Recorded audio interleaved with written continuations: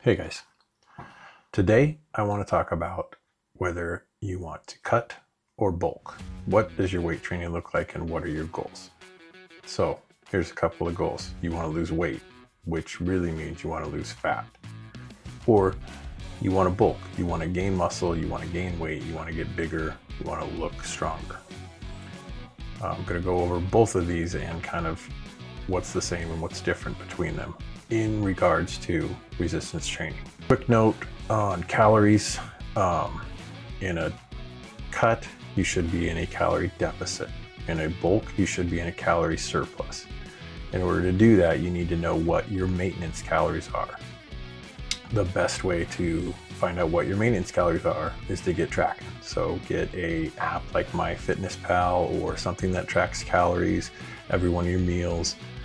You need to track your calories for about a week and weigh yourself every day. If you don't gain any weight in that week, congratulations, you're at maintenance. If you gained some or you lost some, then you're probably in a surplus or a deficit, and you got to kind of figure that out. But you want to know what your maintenance calories are, and there'll be a plus or minus on that. Mine right now are around 2,600 calories a day. That's maintenance for me. If I eat that every day for a week, I won't gain weight, I won't lose weight. I'm doing about 2,200 a day because I am in a cut. I'm trying to lose body fat. A good place to start, either a cut or a bulk, is about 300 to 500 calories a day. Either way, if you're in a deficit for 300 to 500, you will lose weight. If you're in a surplus 300 to 500, you will gain weight. And you want to gain muscle. You don't want to gain a bunch of fat. You don't want a dirty bulk. You want to do a lean bulk. Quick math. 500 calories a day over the course of 7 days, 3,500 calories. That is roughly the fat you will burn for energy in a week. 3,500 calories is 1 pound of fat. So you can lose 1 pound of fat by reducing your calories by 500 a day. Reducing your calories by 500 a day. Regardless of your goal, weight training looks the same. You want to send the signal to your muscles that you need to use them. There is a demand for the use of your muscle. If you're in a cut, you resistance train to tell your body that it needs to preserve that muscle, that you want to keep the muscle because you need it, because you're lifting weights and you're putting it under a load, and that demand of the load will tell your body, we have to protect this muscle. Muscle is expensive. Your body is going to want to pare it down if you're in a calorie deficit. So if you say, no, we're using the muscle, it will start burning that fat for energy and will retain the muscle. Another important part of that is make sure you get enough protein. I've talked a lot about protein, but it's 1 gram per pound of lean body mass or target weight. So during bulk, you want to use your calorie surplus for that additional energy, and you want to push those weights. You want to try to get stronger, and then your body says, oh, we need to grow. We've got plenty of energy coming in. We've got this physical demand. Our muscles are being put under strain. Let's build more muscle. And so that will send that same signal. The demand for use is what will cause growth or preserve muscle. It's the same training principle. You want to train as hard as possible, but there's 2 different results on it based off whether you're in a deficit or whether you're in a surplus. Don't do over 30. If you do more than 30 reps, you're kind of doing cardio at that point. So you want to really just pick a rep range you're comfortable with and do it for a while. Like do it for the 12 weeks that you're going to be doing a cut. How many reps per set should you do? So the real short answer to this is whatever you haven't done recently.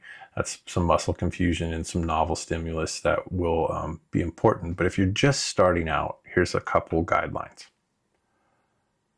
On a cut, anywhere from 6 to 8 reps, 8 to 10 reps, 12 to 15 reps, 16 to 20 reps. Any of those will be good for a cut. There's some places that say do a bunch of high, lower weight, high reps, really feel those muscles burning, but you will get just as that signal will be sent to your body that says, we need to keep this muscle. We're using it. We're working on it.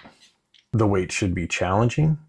And even if it's a high reps, if you're doing 12 to 15, you should feel like you're about done. You only got a couple left in the tank. You're getting gassed by the time you're done. 8 to 10, you should be really like kind of shaking and having trouble getting that one up there. or have a couple left if you're working out by yourself. But you don't want to have to go to complete failure, but you definitely want to stress the muscles and make it like drive to fatigue. Take about 1 minute to 2 minutes between sets and then do it again. And you should again get to that point where you're almost at failure.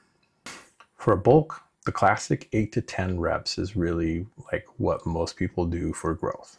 You could stay in this rep range for a long time and continue to grow as long as you applied progressive overload, which means in this case, you want to keep adding weight to it. So say you start bench pressing and you're doing 8 to 10 reps and you can do 9 at 135 and you get really good at it. You do 10 at 135 and they're getting pretty easy.